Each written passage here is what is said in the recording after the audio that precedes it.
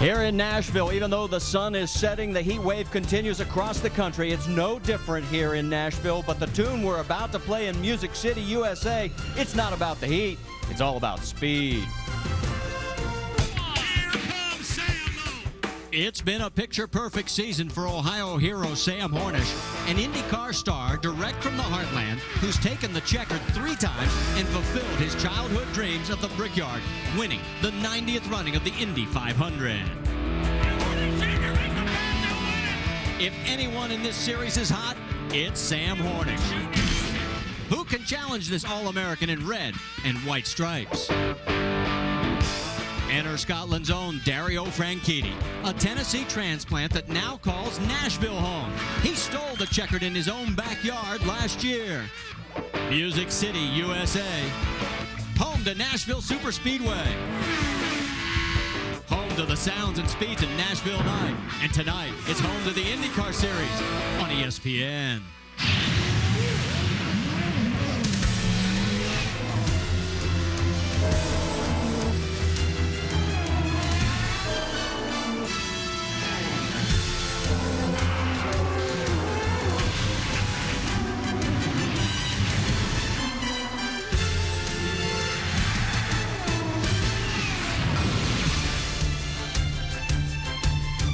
Live from Nashville Superspeedway, we welcome you to the 9th stop of the 2006 IndyCar Series campaign. We're at the Firestone Indy 200. And we welcome you to Firestone Race Day as the sun continues to set. Temperatures still in the mid-80s.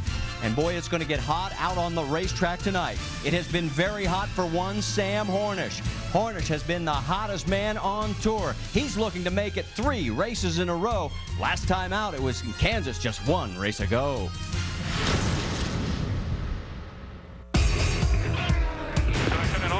No. You're running. Let's go catch the pace, brother. Sorry. We're talking to him. Just keep working at it. Come on! Take the best beyond the white line. Yeah, I realize that. That's fast under the white line. If he finishes in front of me, it's going to be a big problem. He almost put me in the wall because of that. You're the man. You're the man. Good job there, buddy. Awesome job, guys. Happy birthday, Sam. He's been hotter than a midsummer afternoon in July. Sam Hornish Jr., with that win in Kansas, you vaulted your way into the lead in the points chase. How important is it to be the hunted? I think we're just going to continue to do the same things that we've done that got us to this point so far. That's, make wise decisions out on the racetrack, try to stay out of trouble, make it to the end of these races. The DNFs are really going to hurt you this year if you're one of the top 4 guys that are fighting for that championship. So, the big thing for us to do is just to make sure that we continue to move forward. This concrete mile here at Nashville, what's the biggest challenge for you and Team Penske? The biggest challenge is we've got to, keep the car right, down onto the bottom of the racetrack, stay, from getting up in the marbles, and good pit stops. The guys have given me awesome pit stops the last couple weeks, so hopefully we'll continue on with that, and, we'll get the lead at some point and just stay there. Marty, with just a handful of races left, we're in the midst of a torrid points chase. You're right, Jack. As we take a look at the 2006 point standings, it is all Team Penske in the top 2 spots, followed by Target Chip Ganassi's guys in 3rd and 4th, and the one-car effort of Vitor Meira rounding out the top 5.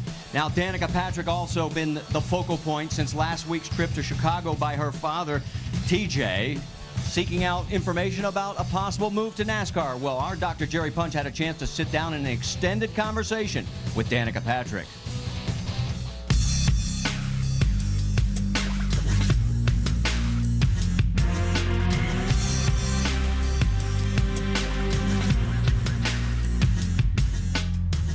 What are your priorities with this next contract? I'm making my decisions based on who is going to give me that best chance to win, who's going to work hard, who's going to do research and development with the cars, where I can learn the most. What would you see as the advantages to taking your talents to the NASCAR stage? Well, they're already pretty big. It's probably why this is sort of a big story. I was saying the other night, I wonder what the ratings would be the first couple of races. NASCAR's done its thing. It's huge. It's the biggest form of racing in America. For any team, if you could take a lady out there and win a Nextel Cup race, it would be a big deal. The dollar figures over in NASCAR and the endorsement deals and the big money that they throw around among the drivers, what impact will those kind of numbers have on the decision you're going to have to make? It's not the right time to make a decision based on money for me. It's a time to make a decision based on how well I think I can do. And then the money will come so easy. I don't think anyone disagrees with me on that. If I win, I don't have to worry anymore. And so that's why it needs to be based on where I can win. It would be a huge challenge for her. You know, I think that all the type of racing that she's done growing up and that she's currently doing is just so much different than our types of cars. Seriously, how do you think you would do in a NASCAR Busch Series or Nextel Cup Series car? I think it's harder than anybody expects, to be honest. But I have always said that if you can drive, you can drive. And whether it's an Indycar, a Formula One, or a NASCAR, I think you can do it. Danica Patrick is, in my opinion, you know, probably the lifeblood of Indycar racing right now. Aside from Ray Hall Letterman, who among the other teams here in the IndyCar Series do you think could meet or exceed your expectations? Well, I think the two teams that are pretty obvious, it's Penske and Ganassi. But then I think there's a lot of strength in AGR. They did very well the last couple of years. They have lots of talent there. There are a lot of options out there. Danica, you've spoken often of your dream, even as a little girl, of someday winning the Indy 500. What impact would a move to stock car racing have on that dream? Well, we've seen stock car drivers do IndyCar and stock car. But I really feel that if you want to win at Indy, you need to be an IndyCar. Having been there and done so well, I know what that single race can do for you in your whole life. Since one of my goals is to win that race, I don't believe that I can be anywhere else but an IndyCar. Bottom line, what does Danica Patrick want to do? My goals haven't changed just because my parents went and visited a race at Chicago in NASCAR. I want to race IndyCar. I really do. I want to be successful here. I came here to do well on the track, to learn, to win, to be successful. And off the track, to grow the sport. And like I said, reassess after I win the Indy 500. So time now to bring in Scott Goodyear and Rusty Wallace. I guess the first question from you, coming from NASCAR, would she be successful if she decided to make a move over to NASCAR? Well, Marty, I think she could be successful in time. It's going to take a long time, though. The IRL cars are hard to drive. She hasn't excelled right there the way she needs to be yet. Her car hasn't handled right. Her car hasn't enough speed. She really needs to stick here and perfect that and try to win the Indianapolis 500. But within time, a lot of practice and a lot of work, I think she could be successful at NASCAR. But I'll tell you what, it's awful hard in NASCAR. There's no engineers to help you during the race, no instrumentation, onboard instrumentation that she's used to, things like that. So it would be a major struggle for her. I'm really pulling for her to stay right where she's at right now and get more experience yet. So you're saying the timing's just not right? Oh, Marty, the time is not right now. She's got a lot to prove here yet. She's got a lot of work to do yet. She needs to perfect herself more yet, and I wouldn't be doing anything until she gets that done. All right, you heard her say that she wants to win the Indy 500, which means she wants to stay here. So is this posturing for a better contract?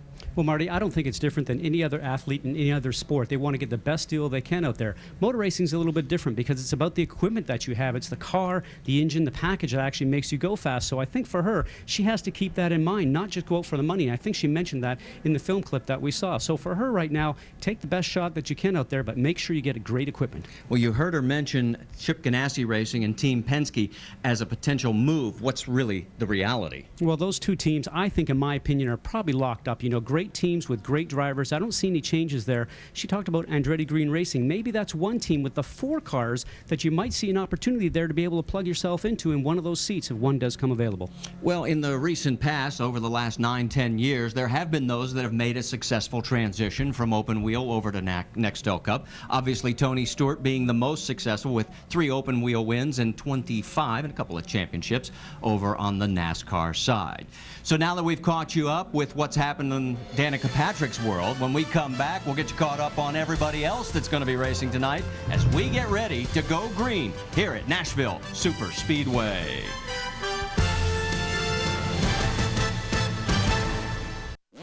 Back here at Nashville Superspeedway just a moment ago, the 71st Fighter Squadron from Langley Air Force Base in the flyover here at a near capacity crowd at Nashville Superspeedway as the sun continues to set. Let's take a look 1 year ago, and it was Andretti Green Racing dominating the points in 05. You can see we have them highlighted. But what's happened in 2006? Well, it has been a struggle for Andretti Green Racing. Tony Kanaan, the highest, in 6th place. Let's get more as we go trackside with Dr. Jerry Punch. Thanks, Marty. You know, the cliche, what a difference a year makes, may be overused, but in this case, it's perfectly applicable for Andretti Green Racing. Last year, after 8 events, this 4-car team had won 5 races and led over 800 laps. This year, after 8 starts, they have been shut out in the win column and have led a total of just 37 laps. Now, the last 2 times they've come to Nashville Superspeedway, they have walked away a winner, and maybe, just maybe, tonight could be the slump buster for this team here at Andretti Green Racing. Jack?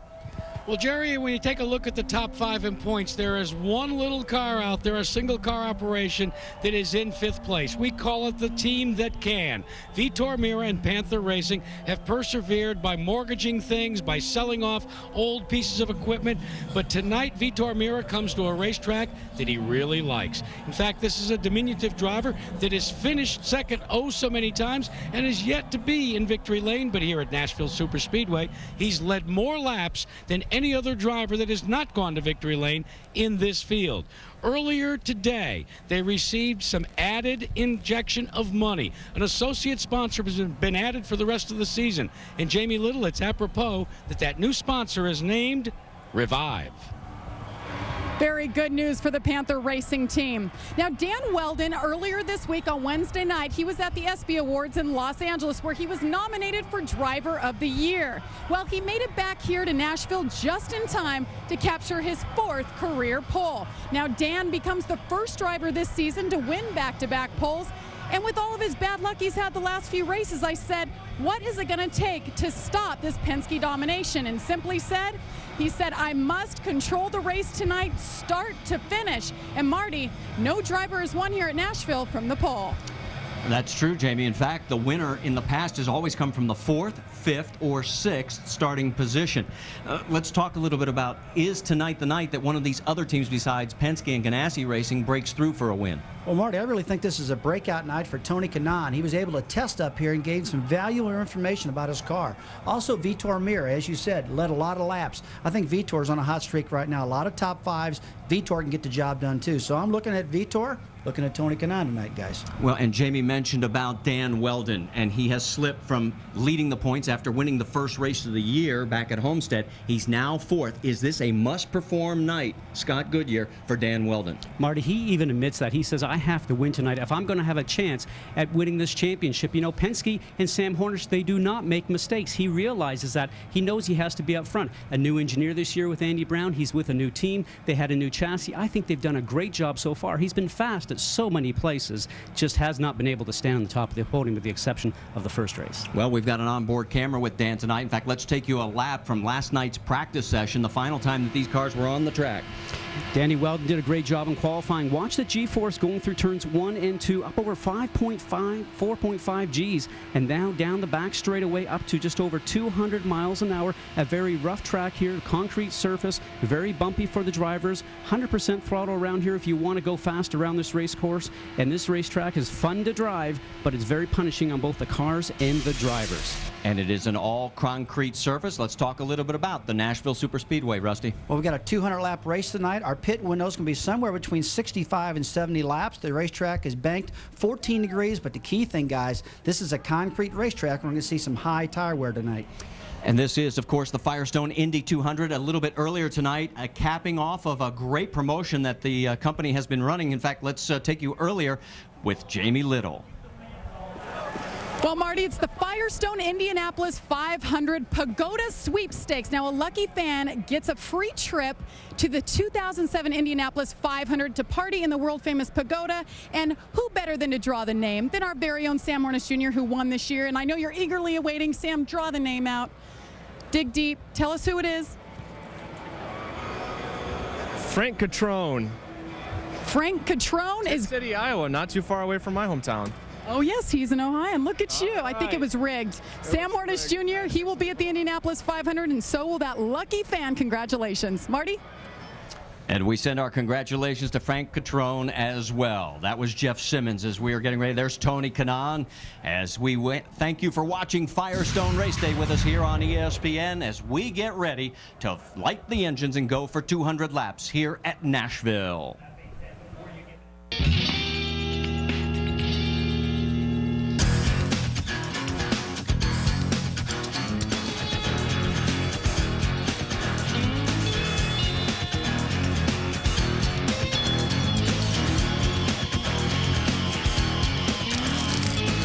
One, two. Slipping. Now available through this. Back here trackside, engines just about ready to be fired. The weather has cleared. I mean, the clouds have moved out. We had a light sprinkle about an hour and 15 minutes ago, not even enough to bring out the track dryers. But boy, the heat has been unbearable. Thank goodness this is a night race because temperatures were up over the mid-90s, and with the humidity, it was absolutely unbearable. But now it's time for those 4 most famous words in motorsports. Let's go trackside. Ladies and gentlemen, one quick note to let you know the 6th annual Firestone Indy 200 is a sellout. Race fans, it's time for those most famous words in motorsports. Would you please welcome the great-grandson of Firestone's founder, Harvey Firestone, Mr. Andrew Firestone, to give that command. Gentlemen and lady, start your engines!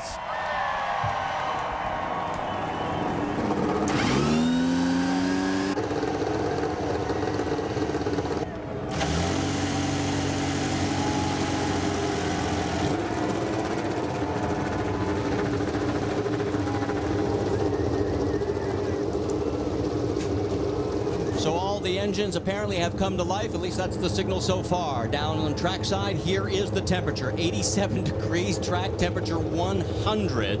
The wind, well, it could be about 30 miles an hour, and it might cool everybody off. And again, the rain has gone away. It looks like we are going to have a very clear evening for racing. Our Firestone starting lineup will be across the top of your screen. One name you will not see, Eddie Cheever. He has parked his IndyCar effort until at least getting some more sponsorship. More on that as we go. Let's get you caught up with our onboards. Marco Andretti is starting in his worst spot in his rookie career. He's dead last in the 18-car field. On row number 5, Danica Patrick, she's starting 10th.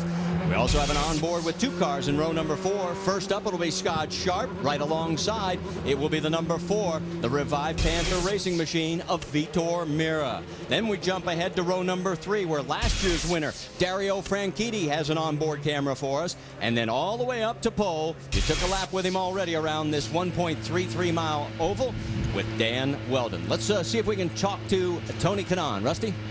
Tony Kanaan, Rusty Wallace, ESPN. You got us? Copy, Rusty.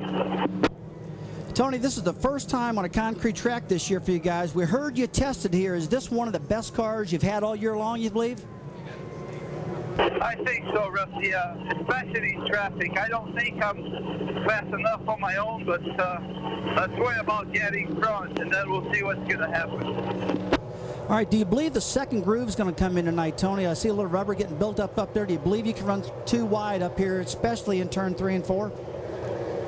It's going to be difficult towards the end, but I'll definitely try. I mean, for the first few laps, we're definitely going to have to try that. But as the race goes on, it's going to be more difficult. All right, Tony, thanks a lot. Have a great race tonight. Thank you. So you heard Tony. Let's get caught up on final stories from pit lane. Jack, you want to grate a little cheese? Well, yeah, to try and help people understand what Rusty was talking about. This concrete track, very abrasive. It's like taking a chunk of cheese and grating it across the racetrack. As pieces of the cheese come out, those are the marbles that are out on the racetrack. Firestone has brought a very, very good tire here. But the problem is, if you get out of the groove, you're going to be in the cheese. Jerry? Well, Jack, the bad news for Marco Andretti is that gearbox issues have forced him into his worst start ever, 18th tonight. The good news is that after the final practice session, they remedied the problem, so he should be a rocket ship coming from the back of the pack tonight. Now, for all you Marco Andretti fans, remember this. The last time the 26 car qualified at the back of the pack on a short oval was 2004 at Richmond, and the car came all the way to the front and won the race with Dan Weldon aboard. Jamie? Well, Doc, there's one somewhat familiar face behind the number 5 car, and it's not Buddy Lazier. It's Ryan Briscoe. For the second time this season, he is here for the team. If you remember back earlier in the year at Watkins Glen, he finished a team best 3rd. Now, this is his first time back on an oval since that fiery crash at Chicagoland Speedway. Earlier this week, he got behind the wheel with some trepidation, but guys, he's ready to go. And so are we. Coming through turns 3 and 4, the final pace lap. You saw the number 5 of Ryan Briscoe. Here are the guys up front. They come out of 4, get on the gas, and Firestone Indy 200 is green.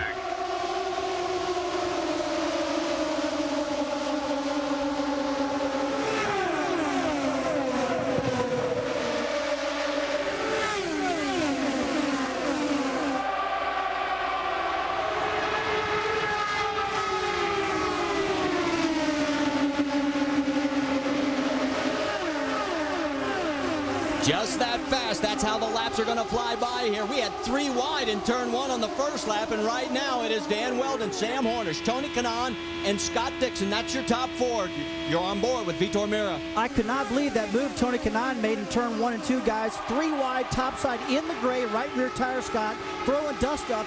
He's got this thing hooked up right now. He had a test here. He was real happy with this test, but I'll tell you, that was a nervy move. You saw him, Sam Hornish, get out of throttle, tuck in behind Weldon because he didn't want to get too wide, let alone 3 wide like Tony Kanaan just did. Tony is the master of starts and restarts, but in that little altercation up there, something went on with Elio Castroneves. He certainly fell back a little bit. We'll have to see if he can get his speed back up. It looks like now he's having a look at number 8, Scott Sharp. He just got around Sharp. That will be for 8th position. So Castroneves, who had fallen back after starting 4th, as you mentioned, got a little hung out, gets one of those positions back.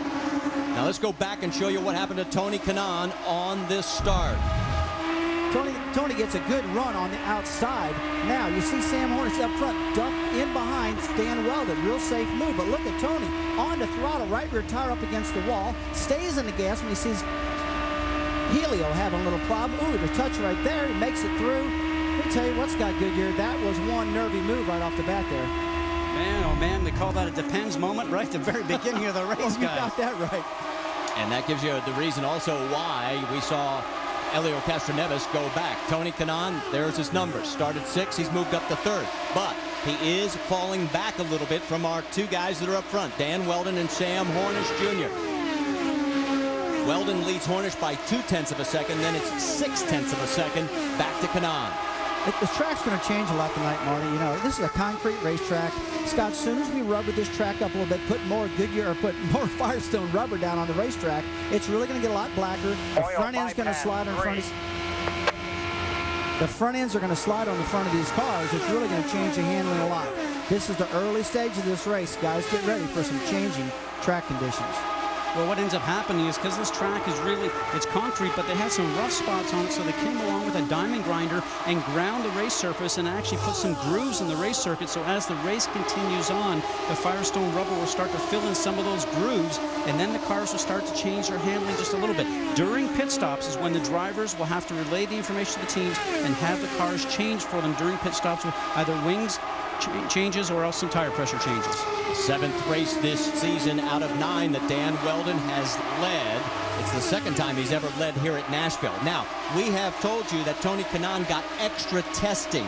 Now, we probably, Scott Goodyear, should explain how that came about, because somebody at home saying, wait a minute, how's he get to come here for a free ride? Very strict testing restrictions here in Indy racing. And what ends up happening, though, if your particular IndyCar team runs an Indy Pro Series team, then after quite a few races throughout the middle of the season, you've accumulated enough race time with the Indy Pro Series that they will allow you to take that Indy Pro driver to a track and let him drive the IndyCar. The benefit for the IndyCar team and the driver, though, is that they allow the regular driver, like for instance Tony Kanaan, who tested here at Nashville, an opportunity to run the car in the afternoon. So he got a chance to put on probably about 150 miles to learn more about the car in the conditions that he has here for today. Let's get more on Tony Kanaan from Dr. Jerry Punch.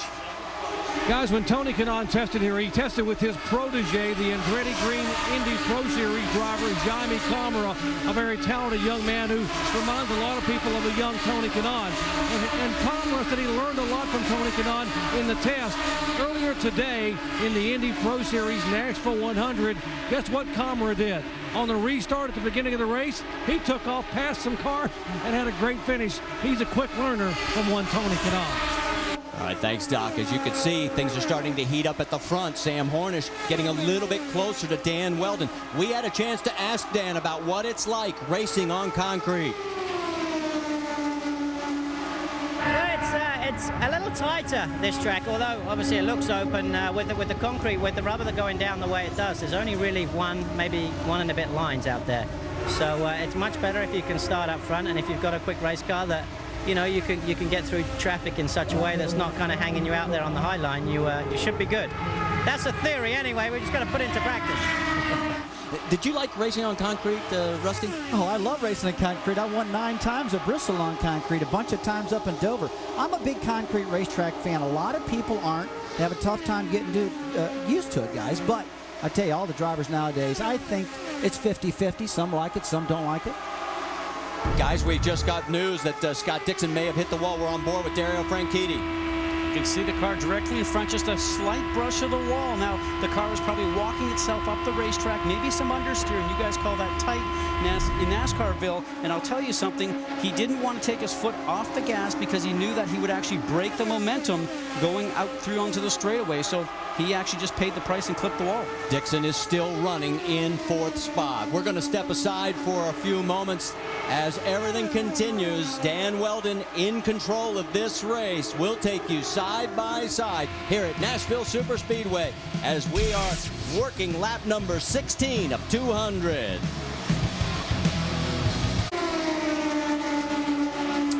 No changes here at Nashville Superspeedway as Dan Weldon continues to lead Sam Hornish. We're working lap number 21. We've got to take a break for 30-30 with Cindy Brunson back in Connecticut. With this 30 at 30 Sports Center update, I'm Cindy Brunson. Dodgers-Cardinals matinee. Albert Pujols crushes NL Best 31st homer of the season, but the Redbirds won thanks to Scott Rowland's 2-out single in the bottom of the 10th.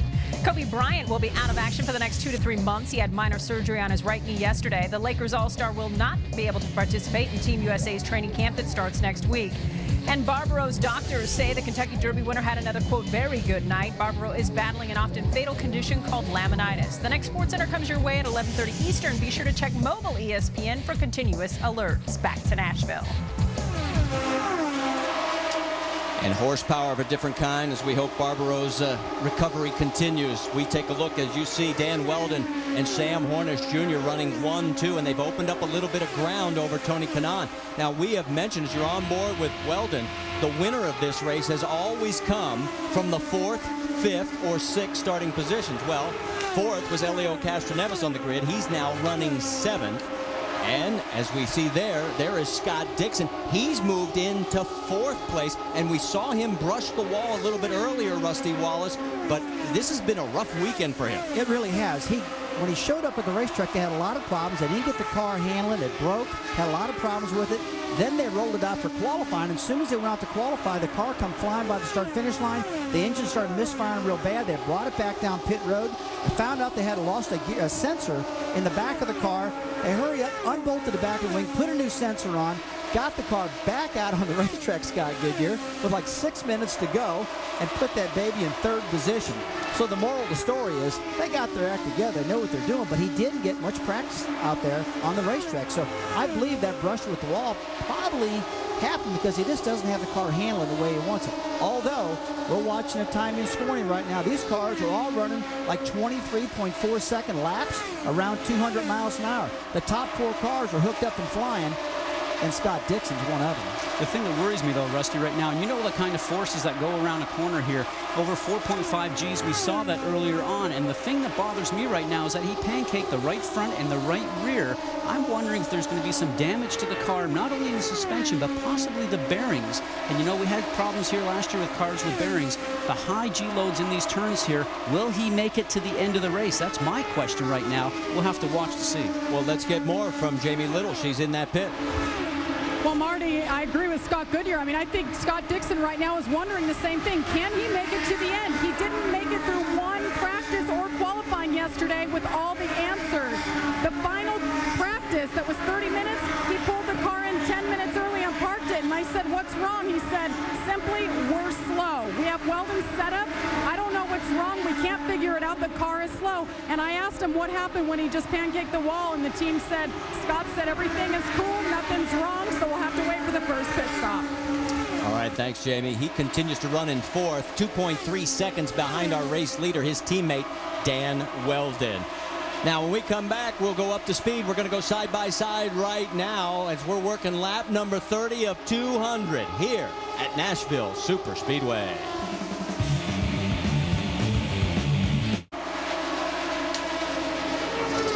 At Nashville Super Speedway, Dan Weldon said he had to control this race. So far, he has led every single lap. We're working lap number 35 of 200. Let's get you up to speed as we go through our entire field. Dan Weldon's up first, which means it's Jamie Little. Well, guys, Dan Weldon is doing exactly what he said he needed to do, and that's dominate from start to finish. So far, he's led every lap, but he's telling his team his car is not good in the corners. He's saying it's actually terrible, and he said it multiple times. Dr. Punch? Sam Hornish running second to that. Remember, he has won the last two events in a row in this very same race car. This is the car that he's run 3 times this year and led a total of 506 of the 543 laps. He loves the car, and they're thinking about what's going to happen after the first pit stop. He thinks his crew can get him out in front of Dan Weldon. And right behind Sam Hornish is Tony Kanaan. Maybe the best race car Tony Kanaan has had in a long, long time. The 7-Eleven crew believe that Tony Kanaan can be a factor. They told me this car is set up for the second half of the race, so watch for TK to be a factor in the final 100 laps. Jamie? Well, Scott Dixon's team at Target Chip Ganassi were radioing to the IRL to tell the spotter of the number 14 AJ Foyt car to wake up. He was way off the pace, holding everybody up, and he's coming down pit road. He came in for a stop to see if he can get up to speed. Dr. Punch. Dario Franchitti won this race a year ago here in his adopted hometown of Nashville, Tennessee. Now, in the final practice session today, they were having trouble with the front roll bar adjuster. It kept jumping out of adjustment. They wanted to be very careful and somewhat tiptoe in the early laps. Franchitti probably has a better car than we're seeing right now, but he's holding a solid 5th place. Jamie? Guys, yesterday in final practice, Vitor Mira just concentrated on keeping his car low. You're watching him right now. He said it's going to be so difficult to pass on the outside as he's trying to get around Dario Franchitti. He said the key to winning this race is passing on the inside line because of the marbles. So Vitor, he says he has a great car. Can he win his first race tonight? Dr. Punch? Jack? Well, we take a look at Scott Sharp in the Delphi number 8.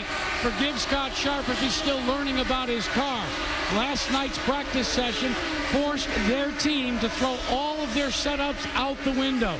They started this race with a relatively unknown car. Scott Sharp right now likes it kind of, but in this case, Stock Punch, it's still got too much understeer for the driver from Norwalk, Connecticut. Jack, Elio Castroneves began this race in 4th spot. As you watch this battle side by side, you see Elio falling back and losing spot after spot because in turn 1 on lap 1 there was contact, and Elio says the steering wheel is no longer straight in the car. It is tilted to the left about 3 inches, so basically they have a toe-in problem on the 3 car, and it's affecting the handling of the Elio Castroneves machine. Jack? Well, for Thomas Scheckter in car number 2, Larry Curry gave him some advice. He told Thomas to exhibit patience through the first half of the race. He explained that they have cranked additional downforce into Scheckter's Vision Racing car. He feels that if he keeps that downforce at the end of this race, he will be a factor. But right now, for the South African, it's just being patient. Meanwhile, for the only female driver in the field, Danica Patrick has been struggling with a slight understeer, but she discovered some good news when she went out from 6th gear and downshifted to 5th. The understeer went away. Ray Lito, her crew chief and engineer, told her, well, then stay in 5th. Guys? And we've got Tony Kanaan coming into the pits, and this is early, guys. Not ready at all, man. I have no power. He's calling no power. Okay, we're going to just stop you on the mark. We'll take the engine cover off, and we'll track the umbilical cord.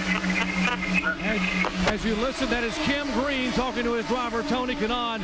Not what they wanted to have happen here early on as they come in, and they're looking for possibly a leak or something in the back of the engine compartment around the back of the car. They have had this kind of luck all year long. Tony thought he might have had the best car he's had all year, hanging on in 3rd spot, running flawlessly, and suddenly it saw something on the gauges, and he is on pit road here on lap 47 with an unscheduled stop. Actually, some great information, Doc. And when the car went by our booth here just a lap previous to that, it sounded like it was running on only a few cylinders, so something maybe with a black box there.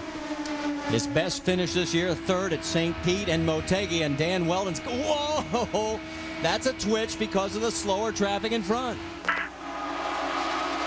Traffic is always a problem with this race course, and the race course is only really one groove, maybe a groove and a half, so he tries to keep his speed up going through the turn and then get a bit of a draft and then maybe run into the low side here. He wants to be on the bottom so he can get the best grip there, but Rusty, as you can see right now, he's just struggling with that turbulent air coming from the car in front to even get close to the 20 of Ed Carpenter. Well, he's got a real tight car, Scott. He's losing the front end, and he gets that thing right up against the wall. When he gets behind Carpenter, he just loses that front end. So they've got to come in and make a front wing adjustment, get some air in the right rear tire, something to get this car turning better so he's got more grip in the front of the car. There he goes, and a little hand gesture on the way by because he said, hey, I'm the leader, man. Look in your mirrors and give me some room.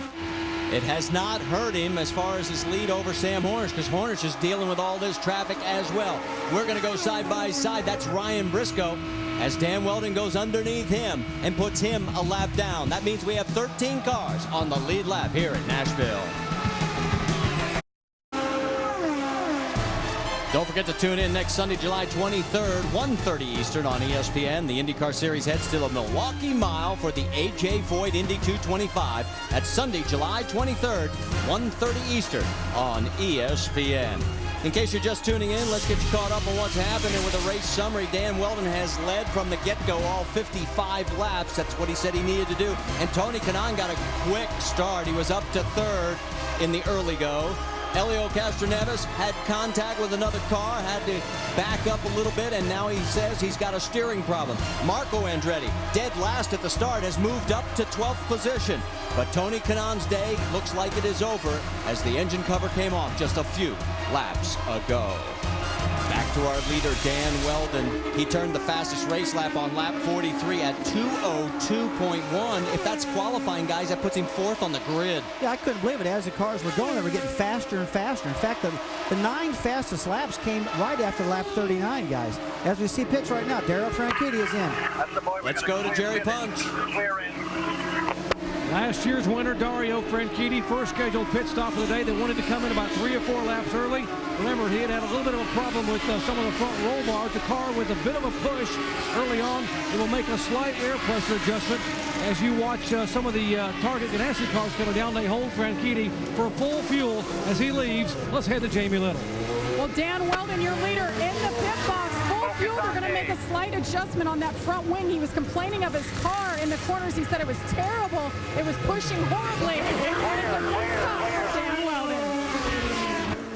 Scott Sharp is in for service, and they are not going to make any major changes. He's cured his understeer problem, and he is off and away. And just as you say that, Sam Hornish took over the race lead, but here he comes, guys, heading your way. Helio Castroneves already in pit lane. There is Helio, a 10.5-second start. We'll try and get an update on his steering situation. And, oh, it looks like a problem, and that is Scott Sharp, as it looks like the Delphi machine has stalled. This is problems for everybody else that's coming in because they have to pay attention to the car and the crew members that are actually out on the racetrack. Let's go to Doc. And they warmed Sam Hornish at the Scott Sharp car was stalled on pit road. He went around him. It may have cost him some valuable time. 4 fresh Firestone tires, front wing adjustment, 1.5 full turns because of a bit of push on the Sam Hornish machine.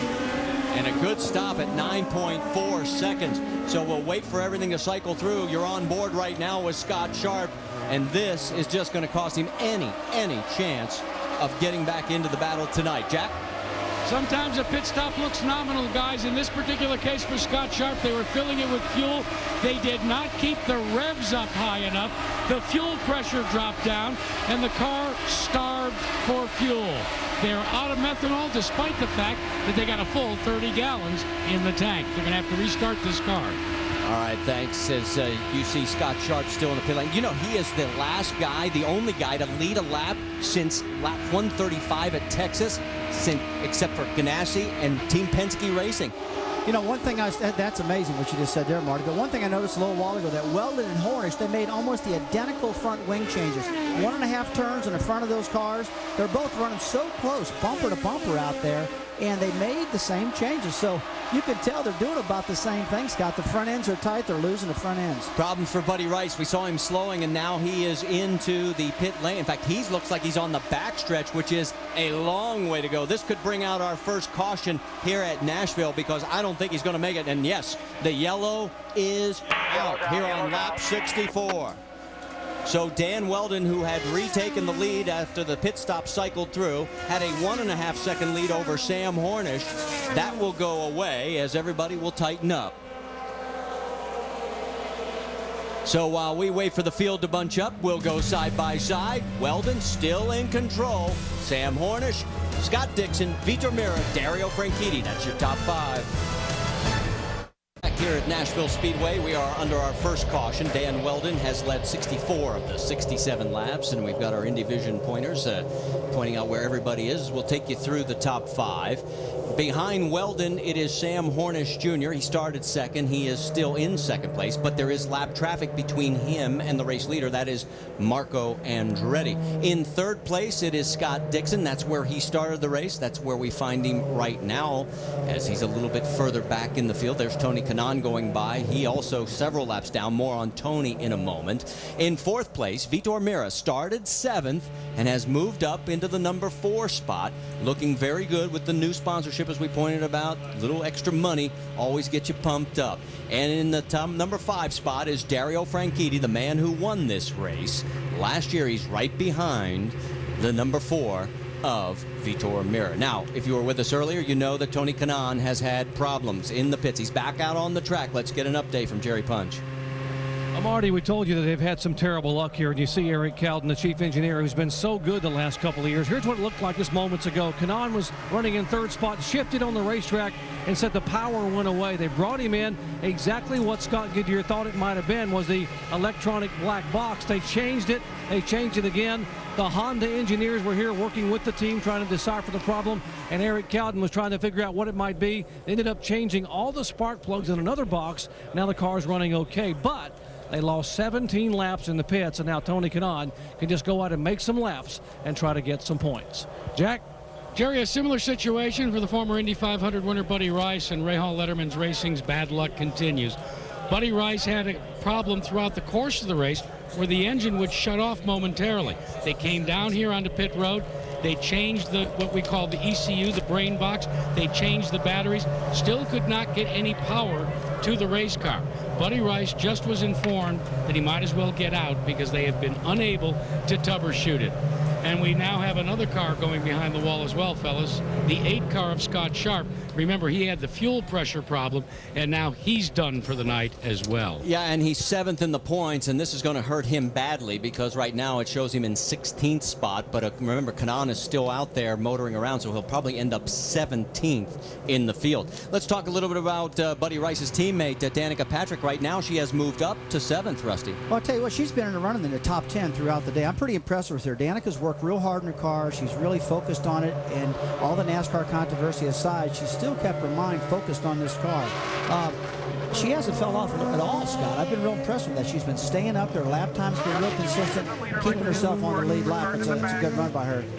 Rusty, you know how difficult that is when there's so much going on. You do PR and everything that you do with the team. Getting in the car, getting inside your office, as we call it, the cockpit, is sometimes a quietude that you love to have. Just getting in there, it's a great opportunity to sit there and get back to your own work. Well, one man we have not heard from in this entire week has been Bobby Rahal. He has declined all interviews on camera, but I did talk to him earlier today, and he said, look, I feel like I've lived up to my end of the bargain. There he is right there with the headset on.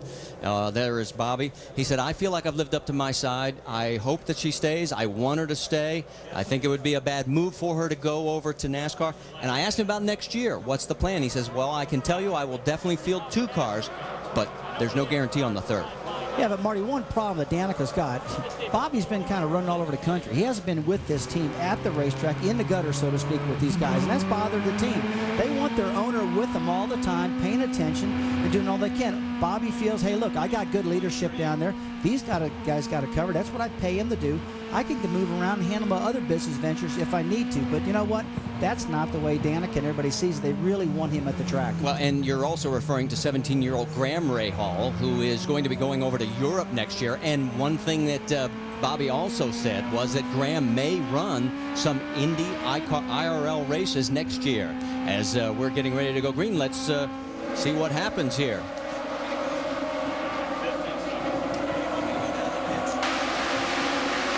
Restarts are so important with this situation. There's a go zone that he has to go in. You can see the 27 behind him right now. Look, it's 26 of Marco Andretti. Weldon getting a great start. We're back to green here at Nashville. Well, Vitor Mir is the one trying to make a move going into turn 1 right now. He's really pressing the issue as he gets in front of Herta, and he's wearing down Tony Kanaan right now. Vitor's had a solid car throughout the day, running about 200 miles an hour. There he goes past Kanaan in, starting through to clear him with that new sponsor, Revive Energy Drink. Revive Energy Drink. They really needed that money to get this car going, and they finally got some help here, guys. And Mira has now moved up to 3rd. He got around Dixon in that restart as well. So it is Weldon, Hornish, Mira, Dixon, and Franchitti. And Jack Arute has caught up with Buddy Rice. The look of a frustration on a race car driver is when he has to come out early, and that's the case for Buddy Rice. Buddy, was there any warning as to the electrical problem that KO'd you? Yeah, I mean, 2 or 3 times I'd caught up to the car in front of me, and a couple different times I had to run, but when you have an electrical problem like that, you can't pinpoint it, you don't know what's going on, you just got to keep driving, and, you know, it's just, finally the electrical issue just made it to where we can't fix it now, so. For Rahal Letterman Racing, 2006 has been a season that they, I'm sure, would like to forget. Is there any particular reason in your mind as to why things have gone so sour this year? If I had that, I'd be a miracle. I have no idea. I mean, this isn't the performance we want. It's not the performance anybody here wants, but we're all trying really hard and we're working collectively to make it better, and just the black cloud's still following the 15 car right now. I mean, about the time we get something rolling, something happens, and it's not one particular thing again this year, but we can't do nothing about it right now. Rusty, I think you can relate to that. Sometimes all the good luck that you get one year means you have a whole pant load of bad luck the next year. Well, I was just starting to comment, Jack, that I tell you what, Buddy Rice just needs a whole course. This guy is an Indianapolis 500 champion. He's a great race car driver. He's just having bad luck right now. You can see in his eyes how frustrated he is. Look, man, I've been there, and that's a tough position to be in. But Buddy is one quality driver. He needs not lose confidence in himself. He needs to stay with his team and stay working, Scott Goodyear, because they'll eventually get themselves out of this hole.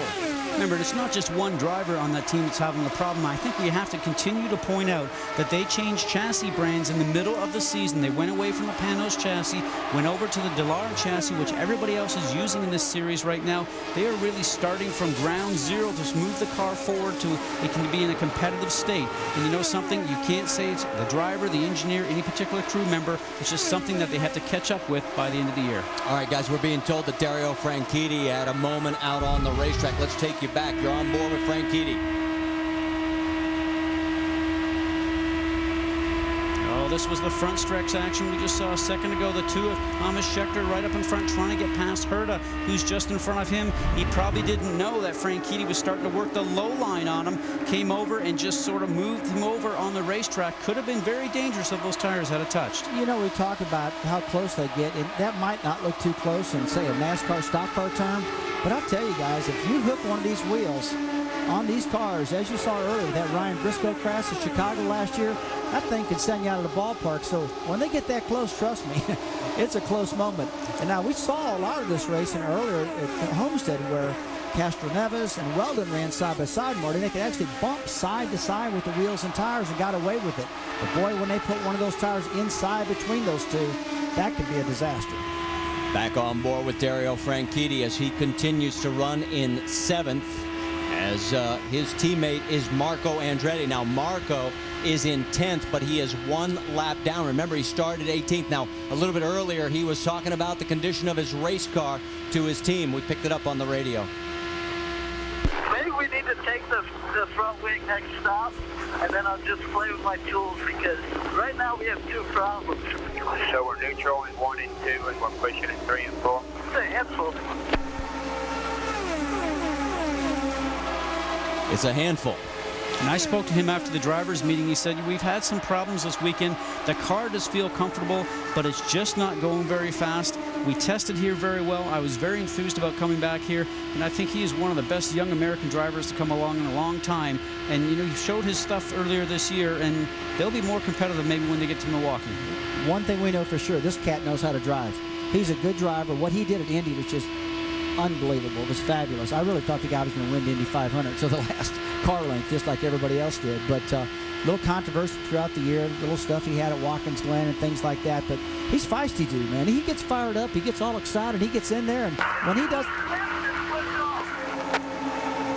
like something, he lets them know. And like right there, I think that's what he was doing on that radio transmission. He gets mad easy, doesn't he, Marty? By the way, just in case anybody was asleep the entire month of May, Marco finished 2nd at the Indianapolis 500. Let's get more on Marco from Jerry Punch. And it's remarkable when you talk to Michael Andretti and Kim Green and his team, and they tell you that a year ago they took then 18-year-old Marco Andretti to test at Kentucky Speedway and Milwaukee in an Indy Pro Series car, and he was absolutely abysmal. He was awful. They shut down the test and said, you know, we're not sure this kid's going to make it. We're not sure he's going to be able to make it on oval tracks. He's pretty good on road courses, but not about the oval. Well, then this year, what a difference that they have seen. And they shake their heads, and I was talking to him before the race today, said, we would never have believed this young man would come this far, this fast, to almost win the Indy 500, but the true test will be tonight. Maybe one of the most difficult tracks of all to drive. 1.5 grooves, and that's all you got, and he's starting dead last. Can he get there? Well, guys, he's all the way up to 10th spot from back of the pack with a bad race car and still working on getting the car better. It's still pretty evil because it's got 2 different characteristics at both ends of the racetrack. Take a look, and we got a battle for the race lead, and all of a sudden, Sam Hornish gets underneath Dan Weldon and takes over the top spot. Now, it looked like Weldon might have slipped up the track a little bit, maybe got a little hot into the corner, got out of the groove, and that opened the door, and Sam Hornish picks up the lead for the 2nd time tonight. Well, 4-mile-an-hour difference speed on that last lap between Sam Hornish ran a 199 and Weldon a 195, so it looks like Weldon's starting to struggle with his car just a little bit, and it looks like Vitor Mir is starting to sniff around just behind those 2 guys. Maybe his car is starting to come back to him. Well, I started to say, Scott, they better look in your rearview mirror, because that revived car, it's running them down right now. He just ran the fastest lap of the race, over 200.5 miles per hour. This guy's flying. All right, let's go back and show you what happened on the lead change with Sam Hornish and Dan Weldon. Here we go. He always gets a great draft. Sam Hornish sneaking on the inside, and you know something, no resistance there right now by the number 10 of Danny Weldon, because he knows he's not very close to the end of the race right now. I'll change my race car, I'll get it to work a little bit better, and we'll go back and have another battle here later on. All right, so now we've had our 2nd lead change, and right behind him is Vitor Mir. Mir in the number 4, pulling up and making it a 3-man battle. Scott Dixon's 4th. Thomas Scheckter rounds out the top 5. We're going to go side by side.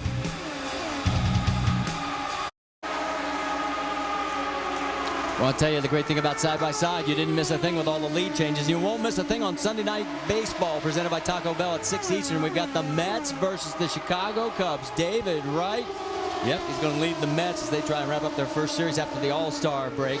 And as it'll be tomorrow at 6 Eastern, followed by the 2006 ESPY Awards, hosted by Lance Armstrong. It's available in Spanish on ESPN Deportes and in high definition on ESPN HD. So let's go back, take another look at this battle that was going on up front. Amazing, because Sam Hornish looked so strong when he went past Weldon previously, but the same thing we saw just previously on the other pass. Weldon going strong underneath Hornish, and Hornish did not even make a resistance because he knew that the corner was already going to be Danny Wellens. Get down the low side. We talked about it before, Rusty. The low side is where you want to be. That's where all the grip is. It looks like probably Sam was so slow going down the backstretch. I bet you had a problem getting out of 2. You know, that's one thing I have such a problem with watching here, guys, is that you can see Hornish out there right now. He's on the outside of the racetrack, and Weldon went down low. Man, I'd have pulled down and blocked him off, but you can't do that in this type of racing. That's because you've got fenders, dude. They make you hold your line, and I have such a problem agreeing with the way they do that or understanding it, because, man, you know, in NASCAR, we do a little mirror drive. We hold those guys behind us, and we do things like that. But, you know, these cars overtake each other so fast, you just can't do things like that, I guess. But, boy, I tell you what, it makes you want to pull down and hold them back, doesn't it?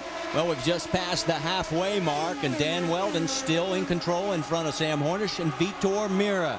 Jack Arute has caught up with a disappointed Scott Sharp. Yeah, Scott Sharp had really hoped that he would have a little bit better car tonight, and it looked as if the car was pretty good, the Delphi machine. But what happened on that pit stop, Scotty? I'll tell you, JD, my engineer, and the whole Delphi guys just did a great job. We changed a lot from warm-up and just hit it spot on. We were just cruising.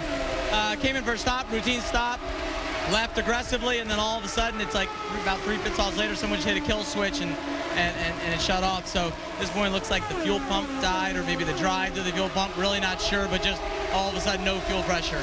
You had a chance to see the competition out there. Is there one guy that's impressed you so far? Well, Vitor, that's for sure. You know, he looked good last night. He looked like, you know, he couldn't get by Dario early on there, but was plenty quick. And looking at what he's doing right now, it's hard to be impressed a bit. Yeah, Jamie, as he was watching, waiting to come down to us, he goes, wow, where did all that come from? And I said, Revive. That's right, it's all about Revive. You know, you're hearing a lot about marbles tonight that happened from the tire. This is the Firestone Firehawk, the special label right here from Nashville Super Speedway. Well, Vitor Meira told me that tonight the key to winning is keeping your car low, because when the track gets hot, this concrete rips this rubber off and it balls up like this, and we call this marbles. You get your car in the marbles, you're going into the wall. And just to give you an idea of how narrow and thin this rubber is, it's thinner than a credit card, guys. That's what these guys are running on, about 50 laps, and so far, so good. And Jamie, you make a great point, because in our pre-race meeting with Brian Barnhart, president of the league, he was talking about how it's very rare when we see cars spin around here, Rusty, that they get in the marbles and they just slide right to the wall. Well, there's not a lot of marbles to speak of, to tell you the truth. I know they're talking about marbles out there, but there's not a whole lot. This tire is fairly hard. As we saw a little while ago, Scott, lap 39, these guys run the very fastest lap. So that's an indication the tire is a pretty tough tire. Now, they were able to get up there and toy around with the second groove last night and really get a second lane in. And as you saw at the very start of the race, Tony Kanaan made it 3 wide. But as the race goes on, and they're running single file right now at the bottom of the track, the marbles are shooting up in that second lane, and that's what's messing up. Now, if we get back on a restart here, these guys go for it again, and gal, they're going to get those marbles moved up a little bit farther, because they're going to have that second lane to pass. And that's why whenever we have a yellow, you see the IRL takes the opportunity to put out the sweeper that you see on the right-hand side up by the wall. Sometimes they try and clean up the marbles the best they can. It's basically like the same type of street sweeper that you would see going down your road, trying to clean off the rocks and things like that beside the curb. On board with Dario Franchitti right now, running in 7th. We picked up a little radio transmission, and Dario, last year's winner at this race, didn't sound real happy. Tell Brian and Marco to get out of the way. Hey, Shaq, they're going to help you get around 7. They concentrate on the guy in front of you. So he wasn't happy with his teammate. No, he says, tell both those guys, and they're his teammates, just to help and get out of the way when I'm coming through. So, you know, true when their cars are off the pace a little bit, and I guess the spotters could actually radio down and say, hey, it's your teammate that's coming through. Maybe give them a little bit of a wide berth. But, Rusty, we talked about this. If you go off the low line and try to make something happen for your teammate and you get up on the high side in that gray area in the marbles, you can put yourself into the wall. Well, you really can. So there's a certain way to get out of the way, and the best way to get out of the way is just in the front straightaway, just pull down, let the guy pass you, tuck in behind him. A lot of the guys try to do this, enter in the corners and get everybody all confused and things like that. But that happens, you know. It happens where, hey, tempers flare, people get upside down, and the race car driver says, move them out of the way. It's not that easy for a spotter to do that. The spotter goes down and tells the guy that's about 6 foot taller than him, I said move out of the way, and the guy says, get out of the way, punk. We're going to do what we want to do. All right. Well, I don't think we're ready for any fisticuffs just yet tonight, but you never know. We'll go up to speed when we come back. We're going to go side by side. Right now, the top three, Dan Weldon, Sam Hornish, Vitor Mira. There they are in your screen. Don't forget to tune in next Sunday, July 23rd, 1:30 Eastern on ESPN. The IndyCar Series heads to Milwaukee Mile for the A.J. Foyt Indy 225. That's next Sunday, July 23rd, 1:30 Eastern on ESPN. Now, as you take a look at the leaderboard after 119 of 200 laps, we told you we were going to go up to speed. We're going to put that on hold because we are getting very close to the window for our second round of pit stops, and it looks like it will happen under green flag conditions again. You're on board, or at least you were for the moment, with our leader Dan Weldon. He's got a 0.3 of a second lead over Sam Hornish. There you see all top three. Vitor Mira in third. Scott Dixon, Thomas Scheckter rounds out your top five. Schechter's coming into pits right now, guys. Looks like he's running out of fuel too. Jackaroo. This, Rusty Wallace, is a scheduled pit stop for Thomas Scheckter. One thing about Larry Curry, who calls the shots for the South African, he likes to play it conservatively. So conservatively that this car has more downforce in it than is required here. Thomas Scheckter likes the car. They have made no changes, taking the full load of fuel. What Scheckter told his team, no matter what, I'm not going to give up the bottom of the race. He's having some problems, though, coming out of the pits. And now they're trying to call him back in. And he is still moving slowly and pulling over to the side. So they now broke the drive shaft. When he lit those tires up, they did not light up in smoke the way we're used to. You could hear it. The half shaft snapped, fellas. It sounded just like he was slipping a clutch. As Dan Weldon's coming in right now, scheduled fuel stops guys are all hitting pit road. We're going to get busy here. That half shaft breakage, remember Marco Andretti did it twice early in the season. And as we get the second round of pit stops, Jamie Little, here comes the leader. Keep coming. Got to come around Frank Eating, guys. Keep coming. Well, guys, Dan Weldon making his way down pit road into his pit box, complaining of a severe push. It didn't help him adjusting that front wing in his first pit stop. Look for them to do for Firestone Firehawks an adjustment on that front wing, guys, and he is well aware of Sam Hornish. Start the punch. Clear. Dario Franchitti in with the Klein Tools machine. Dario's trying to trim the car out. The car is comfortable, but just not fast. He's trying to trim the car out. It is a handful on the racetrack. A great sub 7.5 second stop for the Franchitti team. It certainly was, Doc. What surprised me is here comes Sam Hornish, who had taken over the race leader. Doc, he's coming your way. 60 miles an hour. It'll be very difficult for Sam Hornish to make it all the way to the checkered flag from here unless we get some yellow flag laps. He'll be about 7 or 8 shy on fuel. Now watch Hornish come in. You hear Roger Penske calling him in to the stop. Matt Johnson takes that right front Firestone off. The clock on the bottom of your screen. Can they get out in under 8 seconds? And they held him for fuel. He's down in 10 seconds. Let's go to Jamie Little. Vitor Mira makes his way down pit road. He started 7th. He came in running 3rd. The car is great. The team is telling him keep running like you know what. Keep that car low and bring it home to victory circle, guys. He has a great car tonight. This could be the night for the 4 car. Elio Castro-Neves comes in the second part of the Marlboro Team Penske efforts on pit road. Castro-Neves, an incident in lap 1, if you just joined our coverage, affected the steering on the car. He has not been a factor. Another wing change, full turn up front. Elio down and away in 9.8 seconds. Jamie. And Scott Dixon hovering in that top 4 range all day. They're making that front wing adjustment you see there.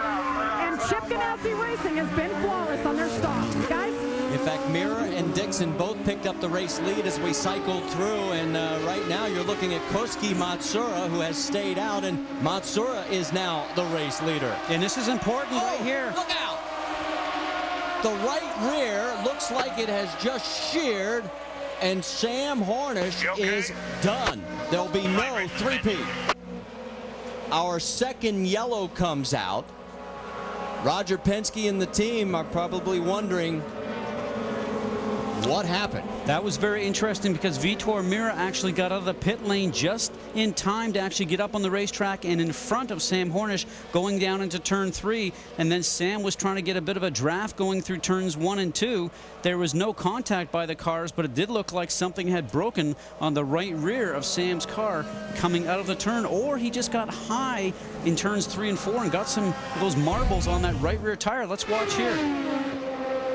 Car looks fine going through the turn, and actually, you know something, the car starts to work itself up the racetrack, and I'm not so certain that maybe something didn't go off in that right rear. The car started to go up on the racetrack. I mean, he is off. Yeah, he knows something. I'm going to say, guys, I think he's just up in the marbles. I think it looks like he lost the front end, Scott, because the rear end was definitely not around on it. He was driving straight up the racetrack like he lost the front end, and then once he got all the way up in those marbles, then the thing came around. Now, he looked awful slow going at that part before the front end took off. It almost looked like something broke, a flat right rear tire or something going at it as he came out of the pit area. Big break for Koski Matsura, Danica Patrick. They are first and second right now. It's also a big break for everybody in the points chase trying to track down Sam Hornish because he only led by 20 over his teammate Elio Castroneves. We'll reset it all for you when we come back. We're going side by side.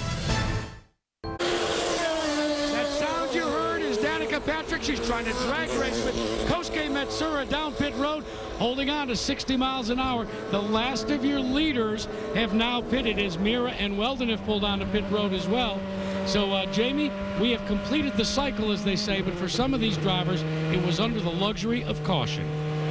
That's right. The Target Chip Ganassi team of Dan Weldon told him to come down pit road for a splash and go, meaning top off. And we went back to Panther. They told Mira, follow the leader, Dan Weldon. Come in. He comes down pit road. You're going too. We're going to do a splash and go.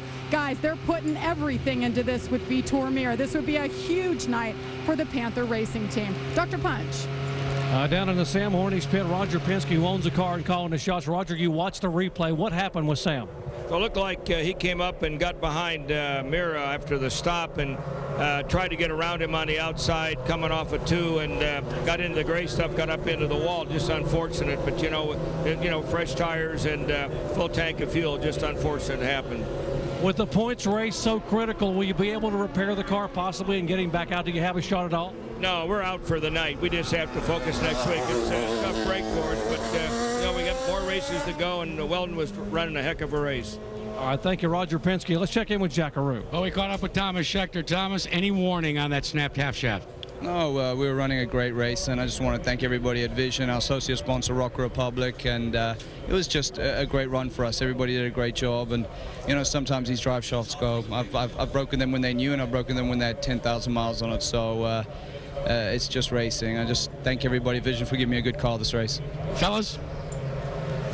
All right, let's show you who it is. It's Scott Dixon up front, his teammate Dan Weldon right behind him. Here are the points as of now. Hornish would hold on to him if things stay like they are, but the gap would narrow quite a bit. The top 4 would be 17 apart, and it was 20 between first and second when we came into tonight. Well, it's tight, that's for sure, and Hornish gave up quite a few points for going out right there. But, you know, the mistake Hornish made, Scott, that's unlike him. But, you know, their concrete racetrack is really hard to see those marbles out there, the way they're blending with the grooves and stuff. And gosh, he just slid right out of the groove and got in that wall. I can't believe he did that. It kind of reminded me of him at Indianapolis. Very uncharacteristic of Sam Hornish. Well, I'll tell you something. Give Vitor Mira a lot of credit because he got out of the pit lane quicker than probably most other drivers and got up into the racetrack and into the groove going through 3 and 4. And usually what happens in that cycle system is that the driver that comes in first in pit lane ends up getting on the racetrack, and then they sort of sort themselves when they come out after the pit stop. So Vitor was just a little quicker, give him great credit for being out there and maybe putting Sam in the position where he put pressure on Sam. You know, one thing we've seen on line too is the Ganassi cars, Scott Dixon, Dan Weldon, they've been up front in the top 5 throughout the night. Even with Dixon bouncing off the wall, he's staying in the top 5. Those two guys have been dominating also, along with Hornish also. It's been a great night for Chip Ganassi Racing. And right now, it could be a great night for Danica Patrick. She's in 5th, Jack. Yeah, but fellas, watch for Danica Patrick just to cruise for a while. They call it making fuel, and that's what Ray Lito has told her she's going to need to do. They're going to roll the dice. The strategy, well, let's see if we can keep her out for the remaining laps. No more pit stops scheduled for Danica Patrick. If she can make enough fuel in that tank, she'll try to run her way to the front through attrition, as other teams will have to come in for a splash and go at the end. We'll have to wait and watch and see, guys.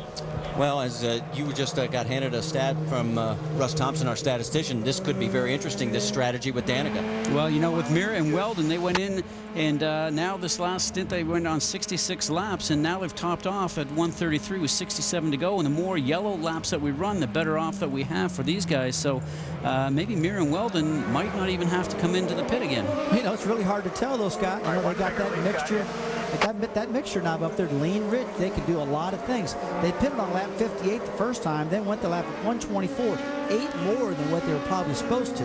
So this is a hard call. That's one problem I do have with this, with the IRL, because they've got that lean mixture knob. It's hard to tell what these guys can do.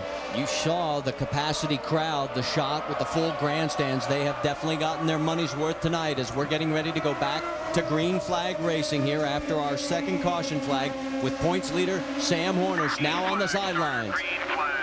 And we're back to green here at Nashville.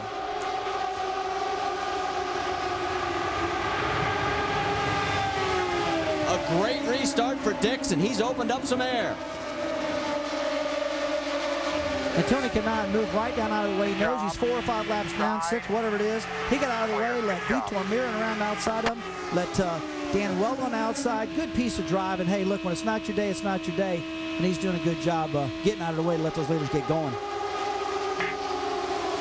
That is lap traffic between Dixon and Weldon. And boy, all of a sudden, Scott Dixon, who had a horrible weekend going all along, has opened up almost a 2-second lead as Ed Carpenter is still holding back Dan Weldon. Well, there's nothing like clean air, Marty. When these cars get up front, they get all that downforce, that front wing, and all that downforce, that total car. These old hot rods can truck along pretty good. Weldon finally clears Carpenter. He can set sail for his teammate. Mirror now trying to get under and will succeed. And you see Tony Kanaan in the 7-Eleven car, that green and white car just behind him. We talked about it before, how many laps he is down. But since he's come out after repairing the black box on that car, he has been at the pace of the leaders. And that is very disheartening, as you know, Rusty, because you know you have the speed in the car to win the event possibly, but you just have no chance because you had mechanical earlier on. That's the most frustrating thing, to go back after the race over and say we could have done it, but we couldn't. You know, we went back out, we proved we had the fastest car. We've been having good pit stops throughout the night. Tony Kanaan, I really thought this was going to be his night to shine because of the great test. He was really upbeat in the driver's meeting. Hey, it's totally out of his hands, losing a black box like that. I was startled when that happened. So right now, as Kanaan continues to motor around and rack up as many points as he can, the battle up front is Scott Dixon leading Dan Weldon by 1.5 seconds. Vitor Mira is third. Danica Patrick is fourth. Dario Franchitti rounds out the top 5. We'll go up to speed as we go side by side. Back here at Nashville, the best battle on the racetrack is 4th place. Danica Patrick with Dario Franchitti right behind her. That is a battle for position, but we've got to take a 30-30 break. We're going to send it back to Bristol to Cindy Brunson. And Cindy, it's all yours. With this 30 at 30 Sports Center update, I'm Cindy Brunson. Dodgers Cardinals matinee. Albert Pujols crushing his NL best 31st homer of the season, but the Redbirds won thanks to Scott Rowland's 2-out single in the bottom of the 10th. Kobe Bryant will be out of action for the next 2 to 3 months. He had minor surgery on his right knee yesterday. The Lakers All-Star will not be able to participate in Team USA's training camp that starts next week. And Barbaro's doctors say the Kentucky Derby winner had another, quote, very good night. Barbaro is battling an often fatal condition called laminitis. Sports Center comes your way after the race. Check out mobile ESPN for continuous alerts and updates, and ESPN News is always on. Thanks, Cindy. Back here at Nashville, Dario Franchitti had to get out of the throttle, opened up a little breathing room for Danica Patrick as things got a little dicey through the corners here at Nashville Speedway. Let's get you up to speed as we'll check in first with our leader, Scott Dixon. Jamie Little, you're up. Well, Chip Ganassi decided to put Scott Dixon and Dan Weldon on a different strategy. Dixon did not come in for that splash and go. That means Dan Weldon, his teammate right behind him in the 10 car, has about 3 laps in him. They told Dan, tuck behind Dixon, and this is what Weldon said. Hey guys, he was talking to Barry Wanzer on the radio, and Dan said, hey guys, if you think I'm going to tuck behind somebody, you hired the wrong guy. Where's Chip? I want to talk to him on the radio. And Chip got on the radio and said, you're not getting great miles per gallon. That's why you need to tuck behind your teammate, Scott Dixon.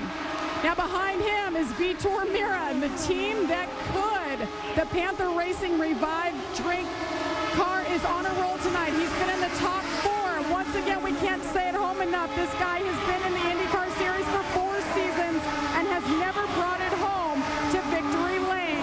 He's in the number 4 car, guys, and he's looking really strong and thrilled with his car. Jamie, the last time that Danica Patrick was told by Ray Lito to conserve fuel, she almost won the Indianapolis 500. She's in a similar scenario as we speak. She's been slicing and dicing with Dario Franchitti, but so far she's been upshifting and downshifting between 5th and 4th gear, trying to run the car as lean as possible. She recently returned from the ESPY Awards, told me before the race her biggest thrill, meeting Keith Sutherland. She said the star at 24, he asked him 3 questions. 1, why don't you ever go to the bathroom? 2, when do you eat? And 3, Jerry Punch, why doesn't your cell phone in 24 hours ever run out? Well, Jack, 5th place runner right now, Dario Franchitti, driving in his adopted hometown of Nashville, Tennessee. Now, watching him is a lot of his family, including his lovely wife, Ashley Judd, who is here behind pit wall watching. There's Ashley anxiously watching what's happening. In fact, not far from Ashley is her sister, Winona, and her mom, Naomi. When I talked to Winona a moment ago, she said, you know what? I can't let anyone else have that Gibson guitar. I want the guitar. Remember a year ago, Franchitti won here at this racetrack, and it meant a lot to win here in Nashville, Tennessee. Here's what he had to say. No, you don't need any extra incentive. You want to win every race. It's the great thing about the Nashville track. It's pretty close to the house. It takes me about 15 minutes in the helicopter to get here in the mornings if I stay at home. So that works out pretty nice. But you want to win anywhere. And that's exactly what he wants to do here tonight. He wants to win here in Nashville, Tennessee. He lives about 50 miles from here, flies his helicopter here right now, holding on to 5th place with less than 50 laps to go. Jack? Back in 6th place was the Japanese driver Kosuke Matsura. Before the race, if you look and you watch around the racetrack, in the entrance to each of the turns there's a big blue stripe. You just saw it there as Matsura went by. I asked him if it helps him at all. He gave me a furrowed brow and said, I never thought about it before, but thanks for the tip. Kosuke Matsura knows only one speed. Doc, that's wide open. And Jack Elio Castroneves began the night in 4th spot, but was in 8th before he got to turn 2 on lap 1 because of some incidental contact entering the turn with a great start by a couple of guys behind him. The car has not handled well because they believe the toe-in was knocked out early on, and Elio said the steering wheel was leaning to the left about 3.5 to 4 inches. But Elio has done a heck of a job, currently being shown in 7th place. Remember, he was the points leader until recently when his teammate Sam Hornish won 2 in a row. Jack? The ethanol special with Jeff Simmons aboard, my neighbor by just 5 miles, calling East Granby, Connecticut his home.